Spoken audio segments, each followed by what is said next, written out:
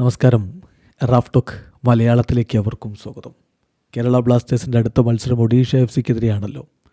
ആ മത്സരത്തിന് മുന്നോടിയായിട്ട് ശുഭകരമായിട്ടുള്ള വാർത്തകളാണ് ഇപ്പോൾ ബ്ലാസ്റ്റേഴ്സിനെ സംബന്ധിച്ചിടത്തോളം പുറത്തു വന്നുകൊണ്ടിരിക്കുന്നത്. ഹീസസ് ഹീബിനസും ഇഷാൻ പണ്ഡിതയും ഒക്കെ പ്രാക്ടീസ് ആരംഭിച്ചു. ആ മത്സരത്തിന് അവർ അവൈലബിൾ ആയിരിക്കുമെന്ന വാർത്ത വന്നു. അതിന് പിന്നാലെ ഇതാ മറ്റൊരു ശുഭവാർത്ത കൂടി.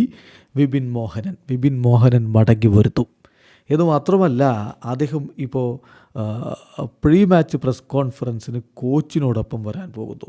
സോ കുറച്ച് കാര്യങ്ങൾ അദ്ദേഹം അവിടെ സംസാരിക്കും. തൻ്റെ പരിക്കിൻ്റെ കാര്യങ്ങൾ, അതിൽ നിന്ന് മുക്തമായ കാര്യങ്ങളൊക്കെ അദ്ദേഹം പറയുമെന്ന് തന്നെ കരുതാം. സോ കേരള ബ്ലാസ്റ്റേഴ്സിൻ്റെ ഇൻട്രീം ഹെഡ് കോച്ചായിട്ടുള്ള TG പുരുഷോത്തമനും ഒപ്പം വിപിൻ മോഹനനുമായിരിക്കും പ്രീ മാച്ച് പ്രസ് കോൺഫറൻസിൽ പങ്കെടുക്കുക. നാളെയാണ് pre match press conference schedule ചെയ്തിരിക്കുന്നത്. ജനുവരി 11:30 AM. അതായത് നാളെ 11:30 AM ഈ ഒരു pre match press conference schedule ചെയ്തിരിക്കുന്നത്. ബ്ലാസ്റ്റേഴ്സിൻ്റെ ഒഡീഷയ്ക്കെതിരെയുള്ള കളി ജനുവരി 13, അതായത് തിങ്കളാഴ്ച 7:30 ആ മത്സരം ഷെഡ്യൂൾ ചെയ്തിരിക്കുന്നത്. സോ ഇതൊക്കെ പോസിറ്റീവായിട്ടുള്ള വാർത്തകളാണ്.